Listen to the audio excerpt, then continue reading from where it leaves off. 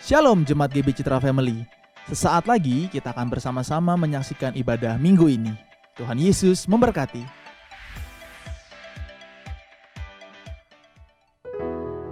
Shalom Bapak Ibu Saudara, selamat datang kembali di ibadah online GBI Citra Family. Kami bersuka cita boleh menyapa kembali Bapak Ibu Saudara. Saya mengajak Bapak Ibu Saudara untuk sebelum beribadah ini kita akan bersatu di dalam doa. Kami bersyukur, kami berterima kasih Tuhan. Di tengah-tengah pandemi seperti ini kami masih boleh bersama-sama memuji, memuliakan Tuhan, beribadah kepada Tuhan. Kami percaya Tuhan yang kami sembah adalah Tuhan yang luar biasa, Tuhan yang menyertai kami dimanapun kami berada.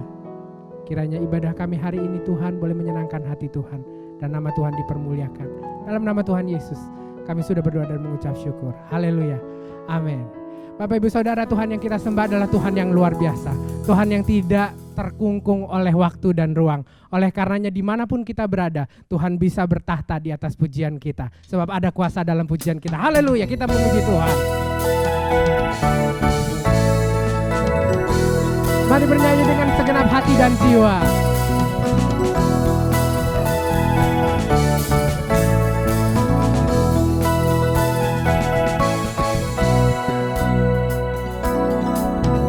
Tuhan Allah kita bertahta di atas pujian umat-Nya, yes. Tuhan Allah kita bertahta di atas pujian umat-Nya. Bila Allah hadir di tengah kita, kuasa-Nya mengalir dengan dahsyat-Nya, yeah.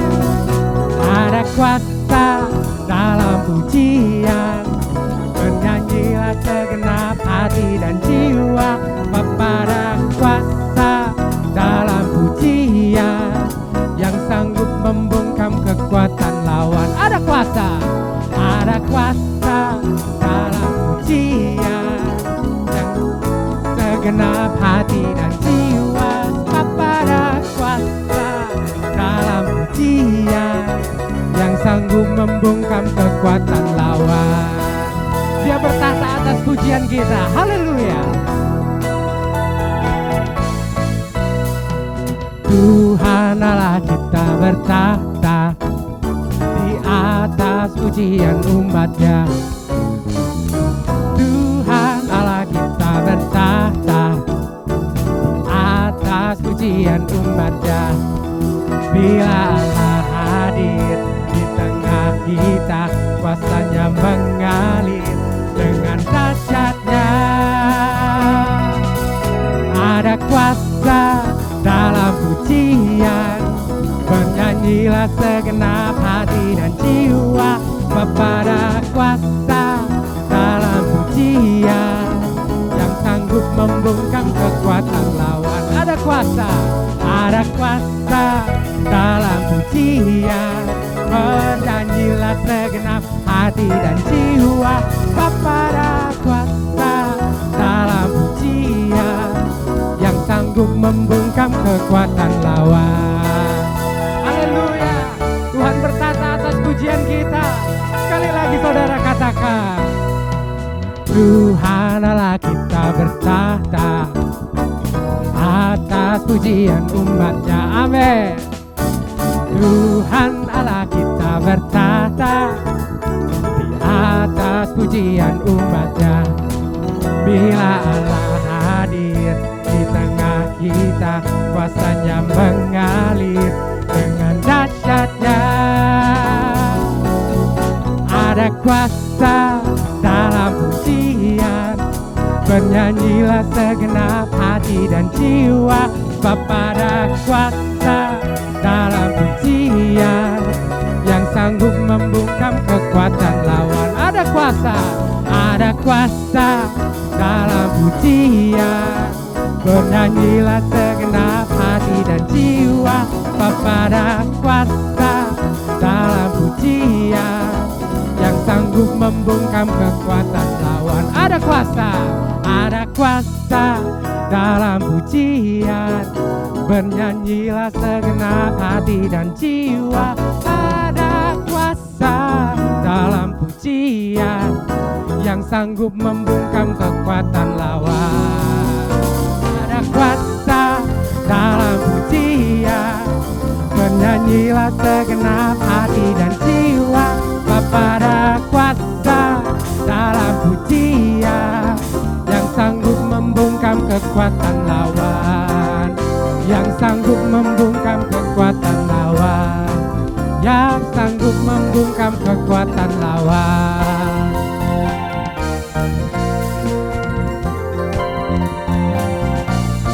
Bapa ada kuasa, haleluya. Bapak Ibu Saudara, kita mau mempersiapkan hati kita sebelum kita mendengarkan firman Tuhan. Terima kasih Tuhan, terima kasih. Haleluya.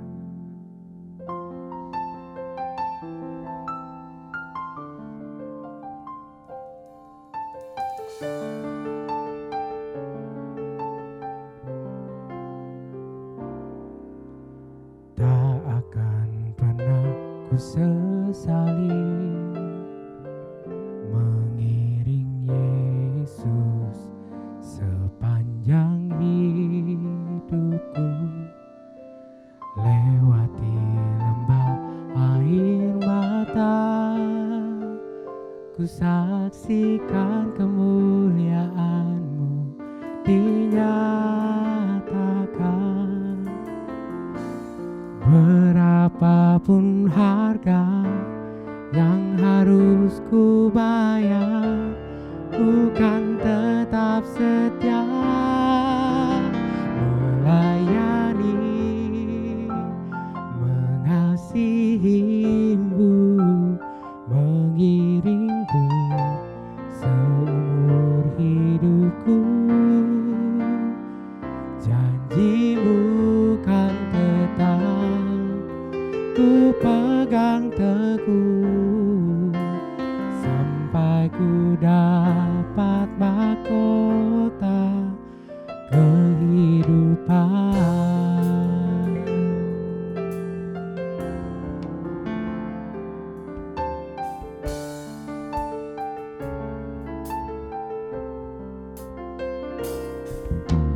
Tak akan pernah ku sesali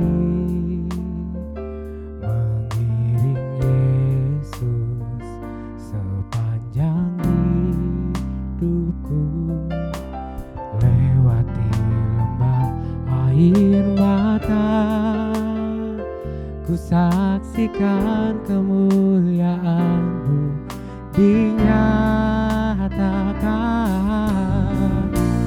Berapapun harga yang harus ku bayar, ku kan tetap setia melayani, mengasihi-Mu, mengiring-Mu seumur hidupku. Janji-Mu kan tetap ku pegang teguh, sampai ku dapat mahkota melayani, mengasihi-Mu, mengiring-Mu seumur hidupku. Janji-Mu kan tetap ku pegang teguh, sampai ku dapat mahkota kehidupan. Sekalipun tubuh dan batinku lenyap, tetap Kaulah Tuhanku selamanya.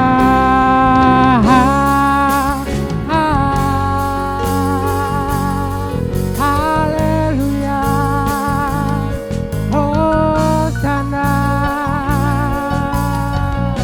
Segala puji, hormat, kemuliaan hanya bagi-Mu Tuhan. Kerajaan-Mu kekal untuk selama-lamanya. Kami mau setia sampai selama-lamanya. Haleluya.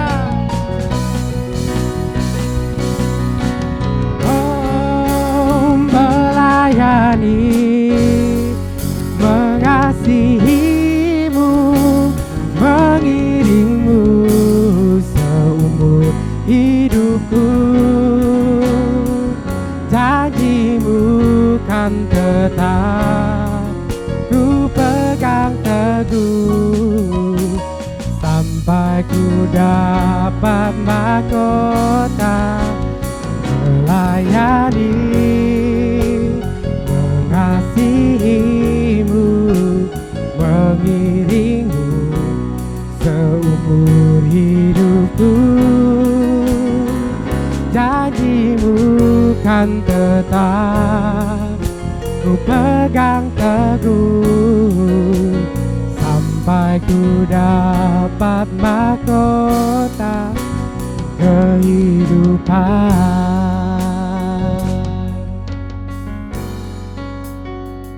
Janjimu kan tetap ku pegang teguh sampai ku dapat mahkota kehidupan.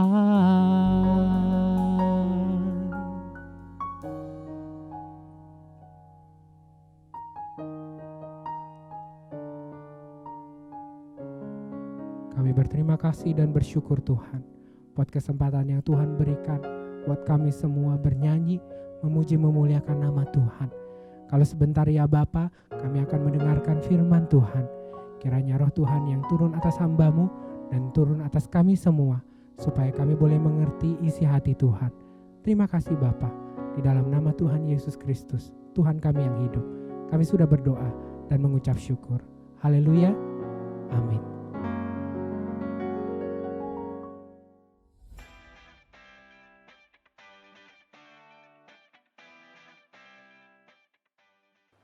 Shalom saudara, pada pagi hari ini sukacita sekali saya bisa menjumpai saudara sekalipun melalui online. Saudara, jemaat yang ada di Citra 1, jemaat yang ada di MTP, jemaat yang ada di GNR, jemaat Citra 6, jemaat Citra Bandung, jemaat Citra Cimahi, jemaat Citra Wadung Getas, jemaat Citra Karen Indah, semua saja saudara-saudara jemaat yang diberkati. Sekali lagi, shalom. Saudaraku yang dikasihi oleh Tuhan, seiring dengan tema pada bulan ini, saudara, saya ambil sebuah ayat dari kitab Roma pasal 8 ayat yang ke-29. Demikian bunyinya saudara-saudara. Mari kita baca bersama-sama. Sebab semua orang yang dipilihnya dari semula, mereka juga ditentukannya dari semula untuk menjadi serupa dengan gambaran anaknya, supaya ia, anaknya itu, menjadi yang sulung di antara banyak saudara. Saudara yang dikasihi oleh Tuhan, garis bawahi satu frase serupa dengan gambaran anaknya.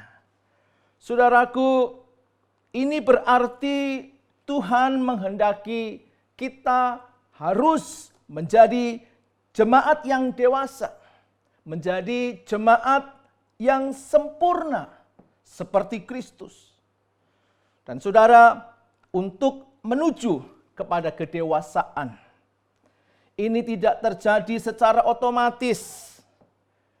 Tetapi saudara-saudara, ini memerlukan waktu untuk terus bertumbuh. Saudaraku yang dikasihi oleh Tuhan, untuk menjadi dewasa dan berbuah. Dewasa menjadi berkat. Menjadi berkat seperti Kristus telah menjadi berkat. Ini tidak terjadi secara instan. Saudara-saudara, ada proses yang sangat panjang, saudara-saudara, yang harus dialami oleh setiap orang percaya, yaitu saudara dan saya. Saudaraku yang dikasihi oleh Tuhan, jangan kita terbuai. Ada orang yang mengatakan bahwa kalau menjadi Kristen, itu artinya kita harus berhasil. Kita harus diberkati. Kita harus menjadi orang yang sukses. Doa-doa kita, pergumulan-pergumulan kita, halangan, tantangan, dan hambatan itu dihalaukan, dan lain sebagainya. Saudara-saudara, itu tidak salah. Tidak salah, saudara. Tetapi saudara-saudara, kita harus ingat, ya, harus ingat bahwa sasaran Tuhan di dalam hidup kita adalah bukan kenyamanan. Sekali lagi, bukan kenyamanan, melainkan sasaran Tuhan di dalam hidup kita, yaitu satu pertumbuhan, tumbuh di dalam iman, tumbuh di dalam karakter, saudara-saudara, sehingga hidup kita akan memuliakan nama Tuhan. Yang setuju katakan amin, saudara. Saudaraku yang dikasihi oleh Tuhan, ada beberapa prinsip di dalam pertumbuhan untuk menuju kepada kedewasaan. Saudara-saudara, prinsip yang pertama adalah prinsip kematian. Mari kita katakan sama-sama, prinsip kematian. Ayatnya di dalam Yohanes pasal 12 ayat yang ke-24. Demikian bunyi firman Tuhan. Aku berkata kepadamu, sesungguhnya jikalau biji gandum tidak jatuh ke dalam tanah dan mati, ia tetap satu biji saja. Tetapi jika ia mati, ia akan menghasilkan banyak buah. Saudara yang dikasihi oleh Tuhan, ayat ini sekalipun konteksnya Yesus sedang membicarakan tentang kematiannya sendiri. Tetapi sebagai orang-orang yang percaya kepada Tuhan, dari sumber Alkitab diberitakan bahwa kematian Yesus menjadi berkat terbesar dalam hidup orang percaya. Di dalamnya ada keselamatan. Di dalamnya, saudara-saudara, ada penebusan karena kematian Kristus. Saudara-saudara, hal ini juga berlaku buat kita. Hal ini juga berlaku buat kita, saudara-saudara. Kita harus terus bertumbuh. Maka, saudara-saudara, kita harus mengalami prinsip kematian.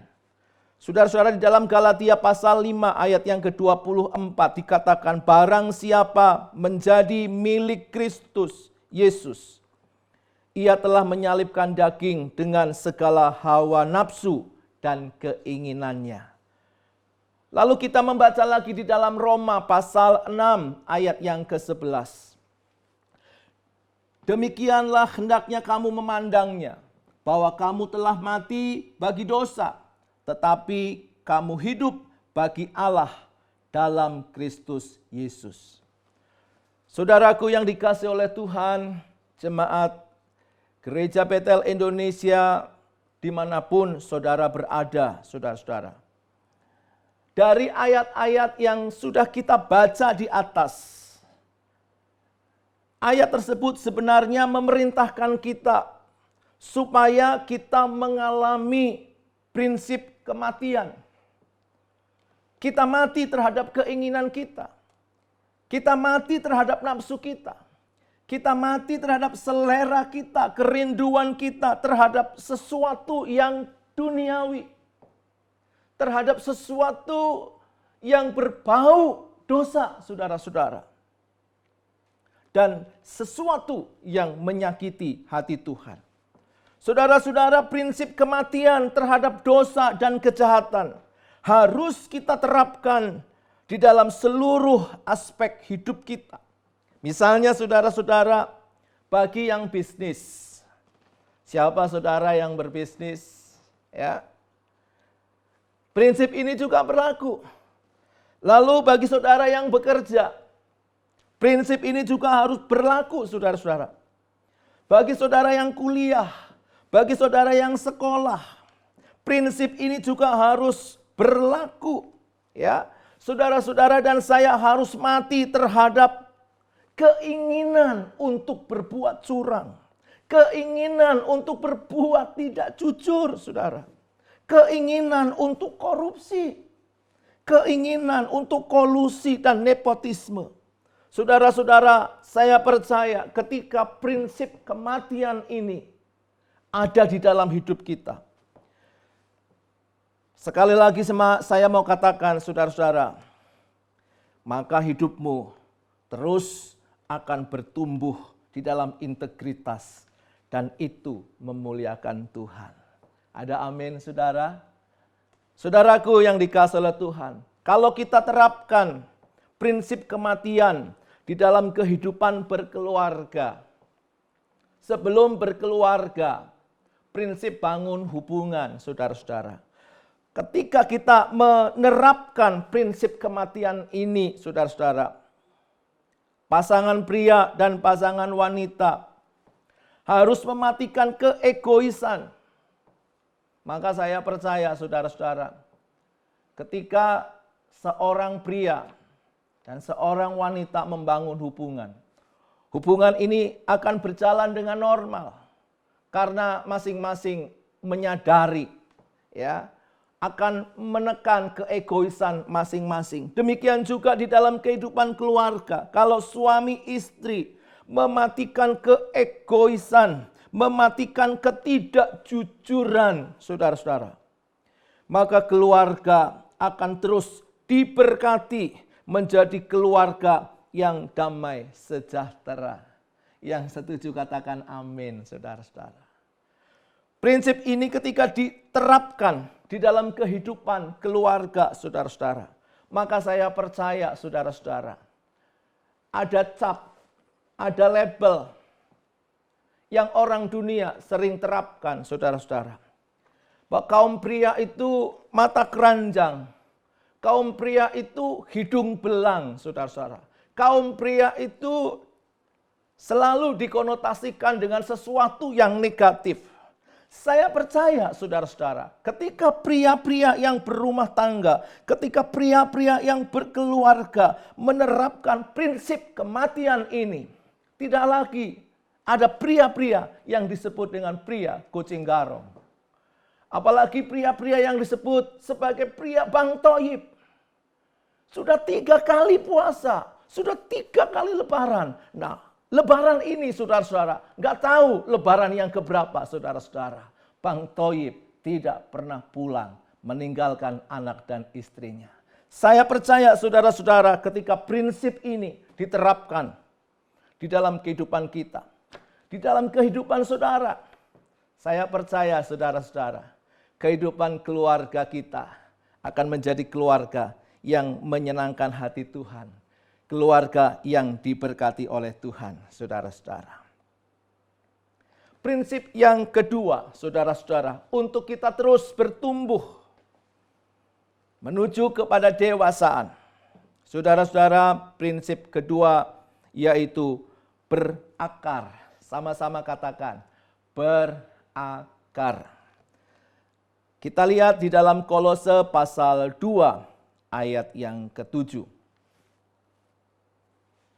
Dikatakan demikian oleh firman Tuhan. Hendaklah kamu berakar di dalam Dia dan dibangun di atas Dia. Hendaklah kamu bertambah teguh di dalam iman yang telah diajarkan kepadamu. Dan hendaklah hatimu melimpah dengan syukur. Saudaraku yang dikasihi oleh Tuhan, benih yang jatuh, ya. Tadi prinsip yang pertama adalah benih itu harus mati supaya bisa bertumbuh. Nah, benih yang jatuh itu harus tumbuh akar, saudara-saudara, ya, supaya ada pertumbuhan. Nah, saudara, kalau kita melihat fungsi akar, ya, saya mengutip dari pelajaran biologi, saudara-saudara, ya. Fungsi akar yang pertama itu adalah sebagai saluran utama yang mengirim sari-sari makanan dan kemudian dialirkan ke seluruh tubuh pohon. Sehingga semakin hari semakin terus bertumbuh, membentuk batang, membentuk daun, sehingga daun itu terus tumbuh dan semakin lebat, berbunga, dan akhirnya berbuah. Nah, yang kedua, saudara-saudara, fungsi akar adalah sebagai penopang pohon. Ya. Ketika pohon itu terus bertumbuh, maka akarnya juga harus bertumbuh. Ya, harus semakin dalam, saudara-saudara, juga semakin besar. Maksudnya adalah supaya akar ini dapat menopang pohon itu, sehingga ketika angin badai menerpa pohon itu, saya percaya saudara-saudara, pohon itu tidak tumbang.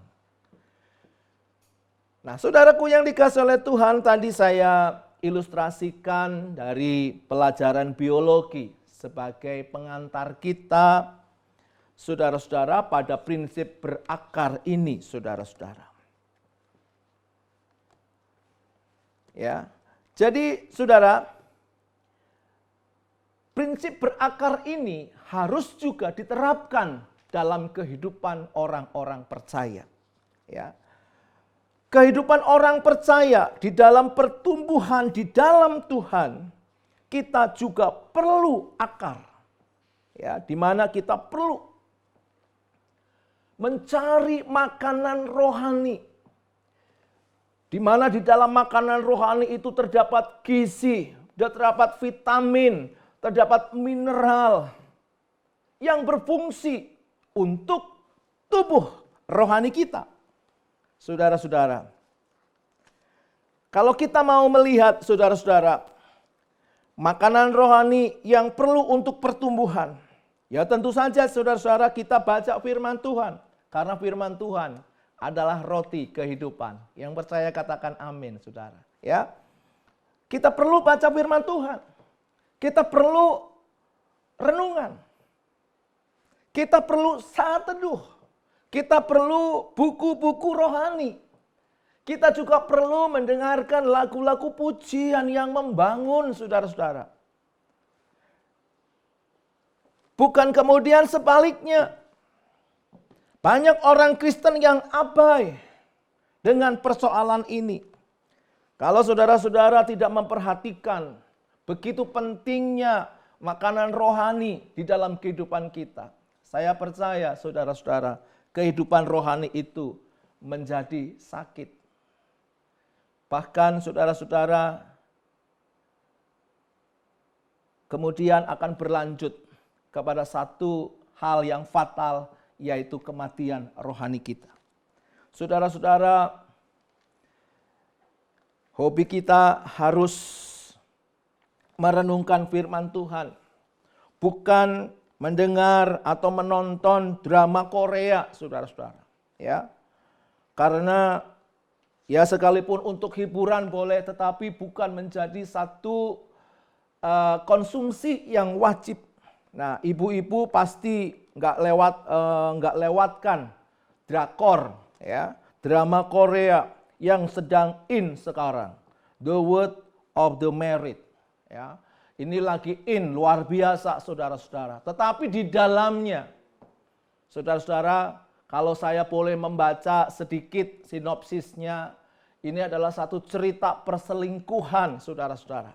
Dan ketika ini yang menjadi konsumsi kita setiap hari, saudara-saudara, maka tidak ayal, saudara-saudara, ketika kita menghadapi persoalan, ketika kita menghadapi tantangan, ketika kita menghadapi pencobaan yang besar, saudara-saudara, kita akan menjadi orang yang tidak punya pegangan. Karena hobi kita bukanlah firman Tuhan. Nah, bagi para pria, saudara-saudara, banyak para pria meluangkan waktu berjam-jam untuk nonton sepak bola, untuk pelihara burung, untuk mancing, saudara-saudara.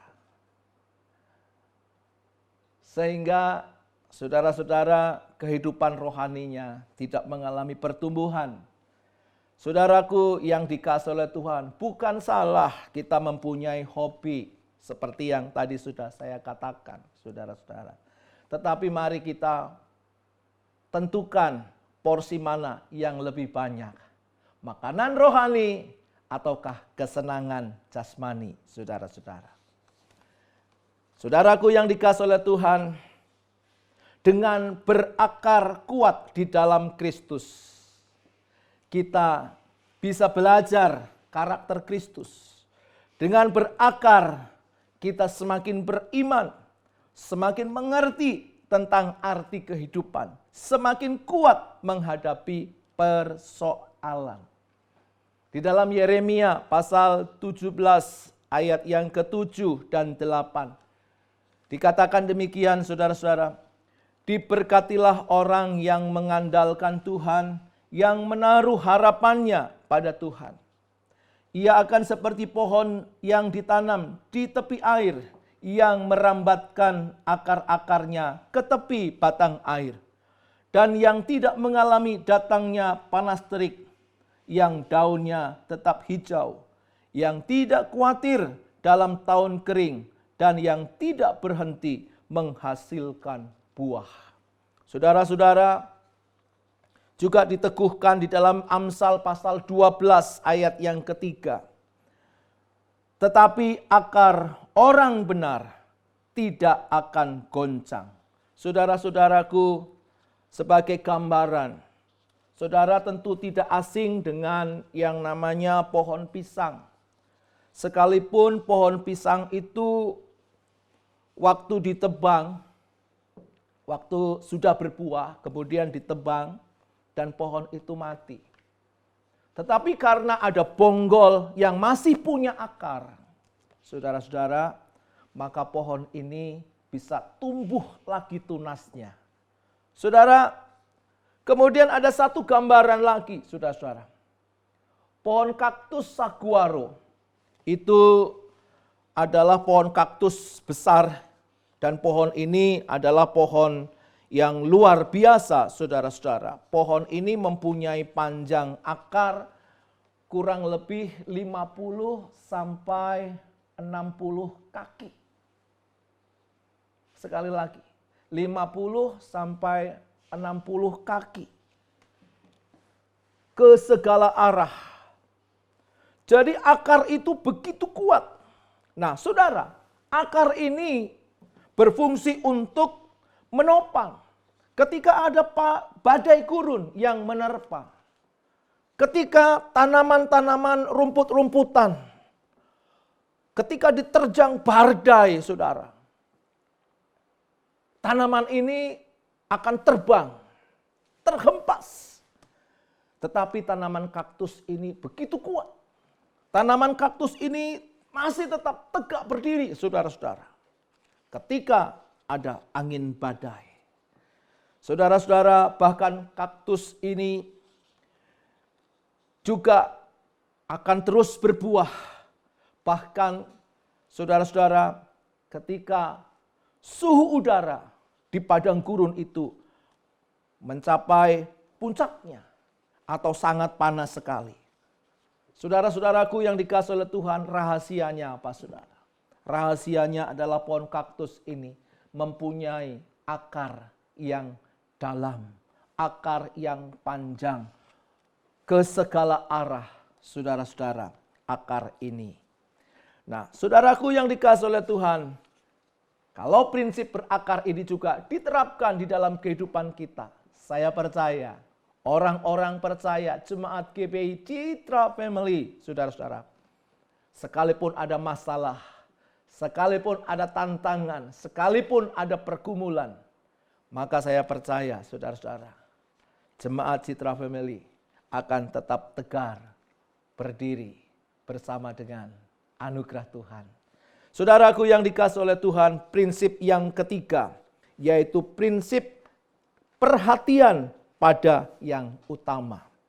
Mari kita sama-sama ucapkan perhatian pada yang utama. Kita melihat Injil Lukas pasal 8 ayat yang ke-14. Dikatakan demikian, saudara-saudara. Yang jatuh dalam semak duri ialah orang yang mendengarkan firman itu. Dan dalam pertumbuhan selanjutnya, mereka terhimpit oleh kekhawatiran dan kekayaan dan kenikmatan hidup. Sehingga mereka tidak menghasilkan buah yang matang. Saudaraku yang dikasihi oleh Tuhan, kalau kita mau terus-menerus bertumbuh dan menuju kepada kedewasaan, sehingga hidup kita terus menjadi berkat, kita harus tidak boleh mengabaikan pada hal yang utama. Kita harus mengabaikan hal-hal yang mengganggu. Kita harus mengabaikan hal-hal yang tidak penting di dalam hidup kita, saudara-saudara. Apa hal-hal yang mengganggu? Apa hal-hal yang tidak penting di dalam kehidupan kita, saudara-saudara? Menurut ayat bacaan di dalam Lukas pasal 8 ayat 14 tadi, saya sebutkan saudara-saudara bahwa hal-hal yang mengganggu, yang pertama adalah kekhawatiran. Ya, kekhawatiran. Nah, saudara-saudara, hari-hari ini banyak orang khawatir. Hari-hari ini banyak orang takut, saudara-saudara. Ya, banyak orang khawatir, orang takut, ya, khawatir nanti sakit, khawatir nanti tidak bisa makan karena tidak bekerja, khawatir nanti nggak punya jodoh, ya. Nah, saudara-saudara, saya percaya kekhawatiran adalah sesuatu yang wajar di dalam kehidupan manusiawi kita. Tetapi kemudian itu menjadi dosa ketika kekhawatiran itu menguasai seluruh pikiran kita, bahkan seluruh aspek hidup kita. Khawatir, saudara-saudara. Ketika khawatir, saudara-saudara, sebenarnya kita sedang mengabaikan kebenaran firman Tuhan.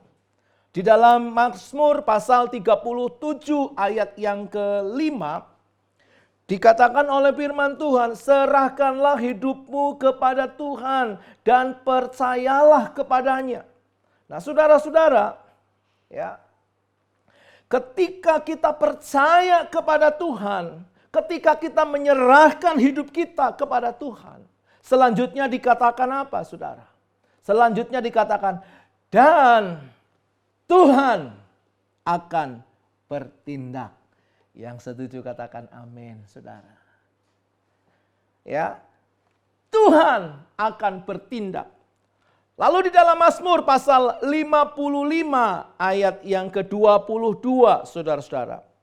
Dikatakan, serahkanlah khawatirmu kepada Tuhan. Serahkan, saudara. Serahkan. Apa? Khawatir kita. Cemas kita. Takut kita.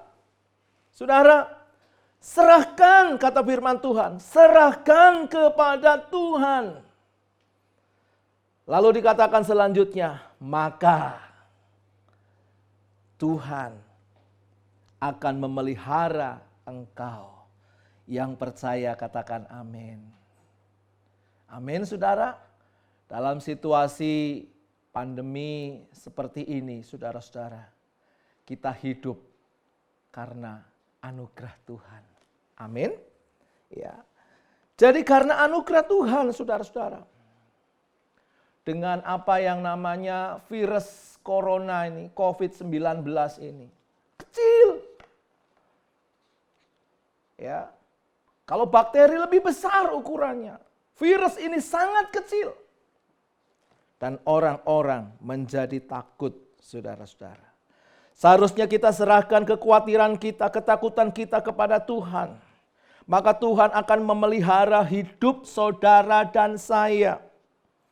Dikatakan apa, saudara-saudara? Tidak untuk selama-lamanya dibiarkannya orang benar itu goyah. Jadi ada kemungkinan orang benar, ada kemungkinan orang percaya itu mengalami kegoncangan, saudara-saudara. Dan memang benar, hari-hari ini ada kegoncangan yang luar biasa. Saudara dan saya, orang beriman, hamba Tuhan maupun jemaat. Ada goncangan-goncangan besar. Tuhan izinkan goncangan-goncangan itu kita alami, saudara-saudara. Ya, kita alami goncangan. Tetapi ingat firman Tuhan, saudara-saudara. Dikatakan apa, saudara-saudara?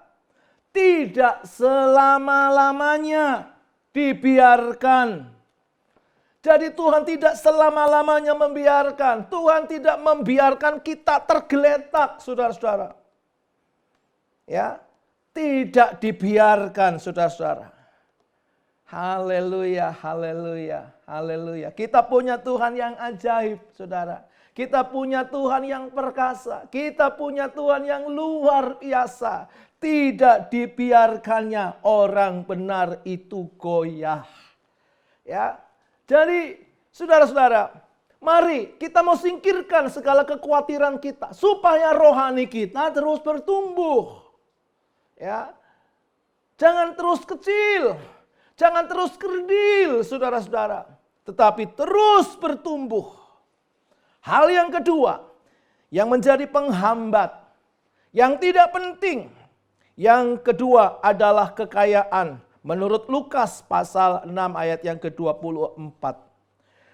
Dikatakan, tetapi celakalah kamu, hai kamu yang kaya, karena dalam kekayaanmu kamu telah memperoleh penghiburanmu. Saudara-saudara, Tuhan tidak melarang orang bisa kaya atau orang jadi kaya. Saudara-saudara, dengan kekayaan seseorang bisa mendapatkan apa saja. Betul ya? Betul saudara ya? Jadi dengan kekayaan seseorang bisa mendapatkan apa saja. Dengan kekayaan orang bisa melakukan apa saja yang diingini. Sehingga kata firman Tuhan atau firman Tuhan tadi mengingatkan, kamu telah memperoleh penghiburanmu. Nah, saudara-saudara, dengan kekayaan itu, saudara-saudara, mungkin orang berkata, enggak perlu Tuhan. Sebab apa? Sebab dengan kekayaan, dengan harta yang dimiliki, semua bisa menjadi jalan keluar. Semua akan teratasi. Saudara-saudaraku yang dikasihi oleh Tuhan. Lalu kemudian timbul satu hal bahwa kita tidak perlu Tuhan lagi. Kita tidak mengandalkan Tuhan lagi. Padahal saudara-saudara, kita harus percaya bahwa Tuhanlah sumber segala-galanya. Yang setuju katakan amin. Ya. Tuhan sumber segala-galanya. Jadi kita, saudara-saudara, bukan berarti kita tidak boleh kaya. Kita boleh kaya asal melalui kekayaan kita mempermuliakan Tuhan. Jangan kekayaan kita menjadi batu sandungan, lalu kita kemudian melupakan Tuhan dan tidak mengandalkan Tuhan. Nah, itu tidak penting, saudara-saudara. Hal yang ketiga, menurut tadi bacaan di dalam Lukas pasal 8 ayat yang ke-14, yang tidak penting atau yang tidak harus kita perhatikan adalah mengenai kenikmatan hidup. Ini berbicara pada kegiatan yang menyenangkan di dalam hidup ini, saudara-saudara. Bisa rekreasi, bisa hobi, bisa pesta, bisa kumpulan arisan, dan lain-lain, saudara-saudara. Tetapi kalau kegiatan yang tadi menyenangkan kehidupan diri, kemudian lebih penting, sekali lagi saya mau katakan, kegiatan itu lebih penting dari Alkitab kita, lebih penting dari Tuhan kita, lebih penting dari ibadah kita. Dan karena hobi, karena rekreasi, kita tinggalkan jam-jam ibadah kita. Saudara, itu akan menjadi penghambat pertumbuhan. Lalu kita kemudian berdalih, saudara. Ibadah kan minggu depan masih ada, ya kan? Ibadah bulan depan juga ada, saudara. Ibadah tahun depan juga ada. GBI Citra 1 nggak bakalan pindah. Ya. Gerejanya nggak bakalan pindah. Masih di situ-situ, saudara. Dengan berdalih demikian, itu tandanya adalah jemaat yang tidak mengalami pertumbuhan. Jemaat yang mengalami pertumbuhan adalah jemaat yang bergairah untuk beribadah, untuk membaca firman Tuhan, untuk merenungkan kebenarannya, dan mengabaikan yang tidak penting, saudara-saudara.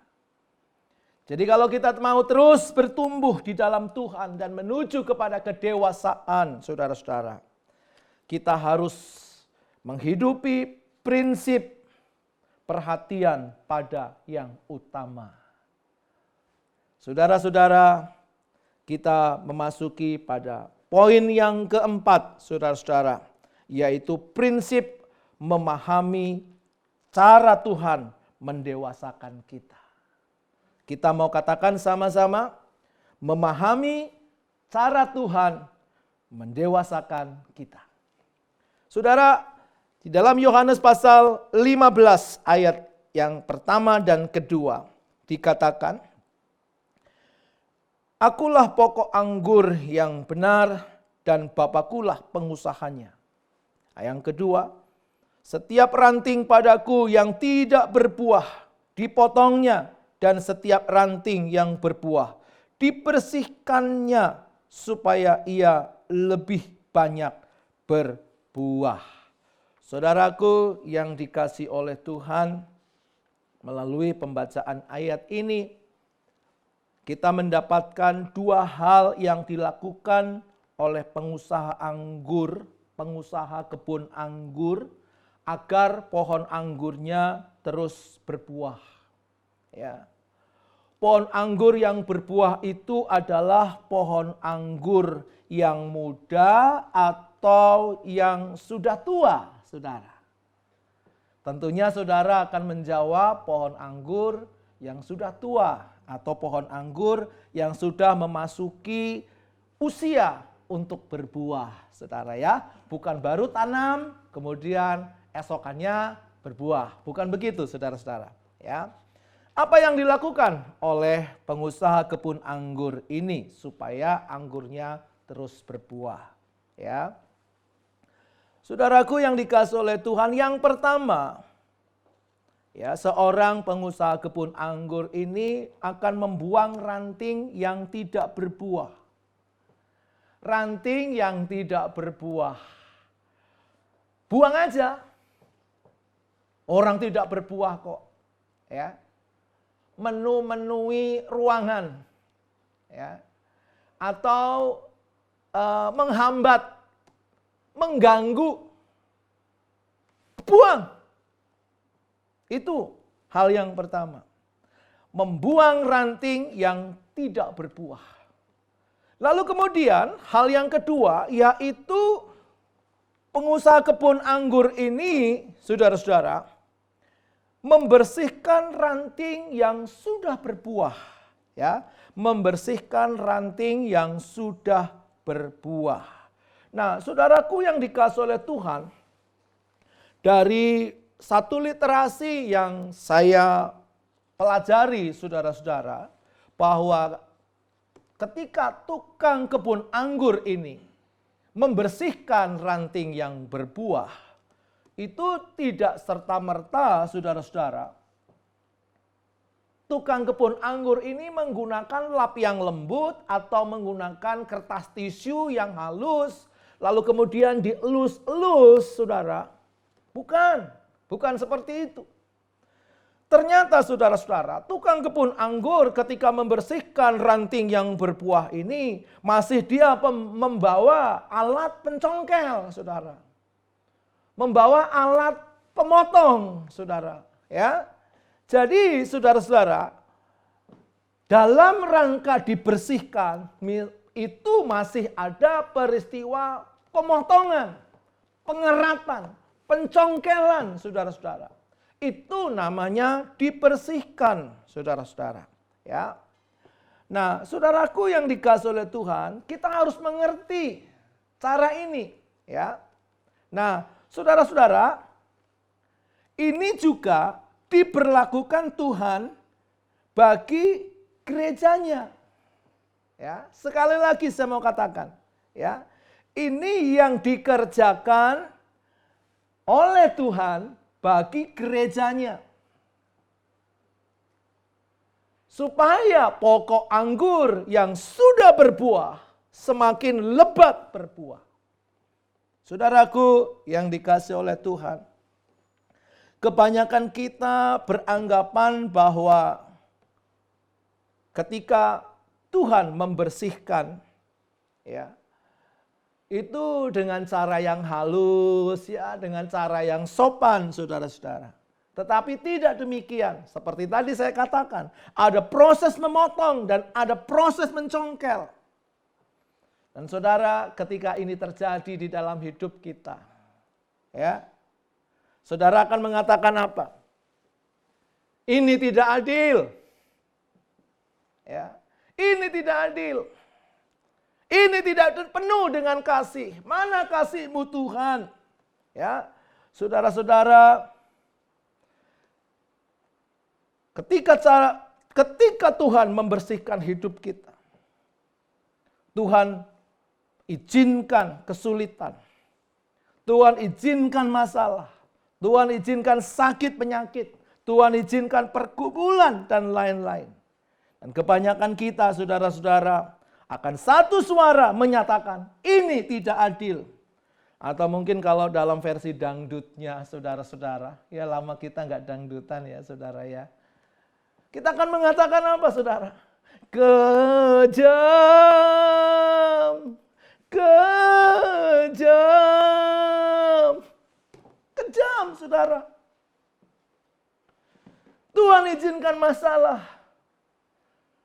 Atau mungkin dalam versi yang lain, saudara-saudara. Sungguh teganya, teganya, teganya, teganya, teganya, teganya. Teganya, saudara-saudara. Ya. Nah, saudaraku yang dikasihi oleh Tuhan, ada kemungkinan melalui COVID-19 ini Tuhan sedang membersihkan kita. Yang setuju katakan amin. Ya. Saudara dan saya semua sedang dibersihkan. Supaya saudara hidup disiplin, hidup bersih, hidup dengan prosedur, standar kesehatan. Supaya saudara rajin berdoa. Supaya saudara berserah kepada Tuhan. Ya, taat pada pimpinan, taat pada pemerintah. Dan sabar menunggu waktunya Tuhan. Tuhan izinkan itu terjadi saudara-saudara. Untuk membentuk iman kita. Membentuk karakter kita. Yang setuju katakan amin saudara-saudara. Jadi saudara-saudaraku yang dikasihi oleh Tuhan. Tuhan gak menghukum kita. Tetapi Tuhan sedang membersihkan kita. Supaya hidup kita terus bertumbuh dan dewasa memuliakan nama Tuhan. Saudaraku yang dikasihi oleh Tuhan, kiranya firman Tuhan pada pagi hari ini saudara-saudara boleh menjadi berkat bagi kita semua. Memotivasi hidup kita saudara-saudara untuk terus mengalami pertumbuhan di dalam Tuhan. Untuk terus menuju kepada satu kedewasaan di dalam Tuhan. Dan itu yang memperkenan hati Tuhan. Dan menjadi berkat bagi banyak orang. Amin buat firman Tuhan. Mari kita tundukkan kepala dan mari kita berdoa. Kami bersyukur kepadamu ya Tuhan, pada pagi hari ini kami sudah mendengar firman-Mu, kami sudah diingatkan, kami sudah diteguhkan, bahkan kami sudah dihiburkan melalui kebenaran firman-Mu. Kami juga berterima kasih ketika firman Tuhan menjadi teguran di dalam hidup kami.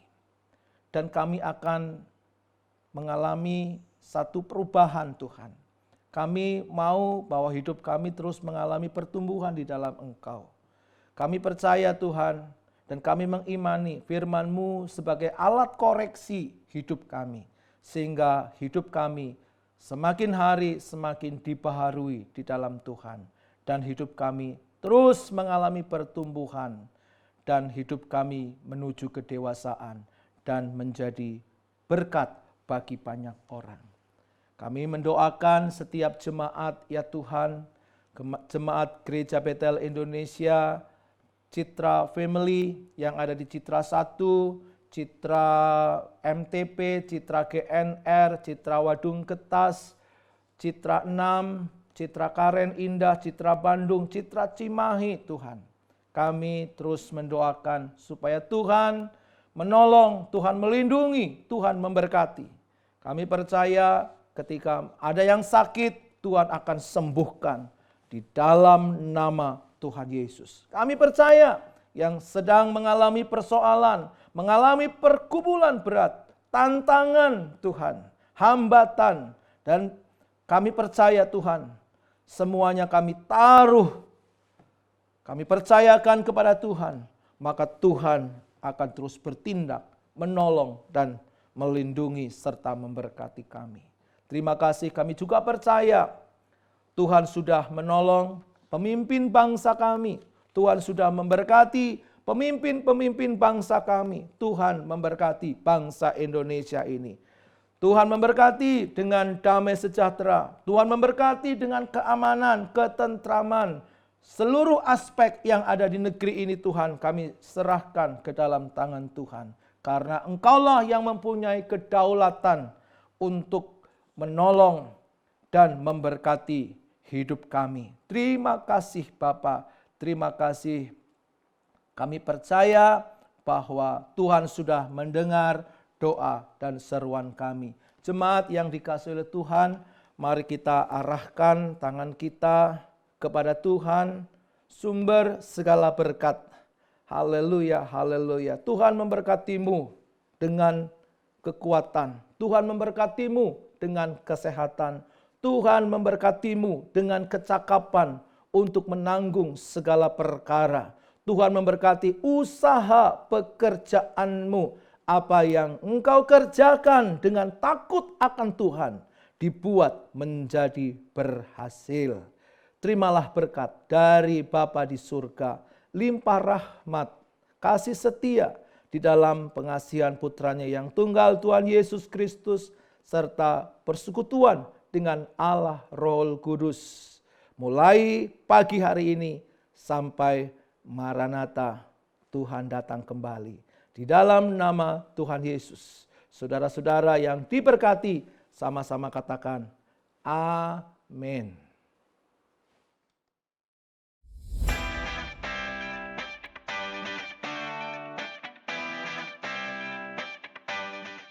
Jemaat yang dikasih Tuhan, pertama-tama kami mau mengucapkan terima kasih untuk Bapak Pendeta Handok Pranoto yang sudah menjadi berkat buat kesempatan kali ini. Bapak Ibu Saudara, kami mengingatkan ibadah di minggu depan akan tetap dilaksanakan melalui kanal YouTube GBI Citra Family di waktu yang sama. Kita berdoa supaya pandemi segera berlalu dan kita boleh bersama-sama kembali berkumpul di rumah Tuhan. Demikian ibadah kali ini, Tuhan Yesus memberkati.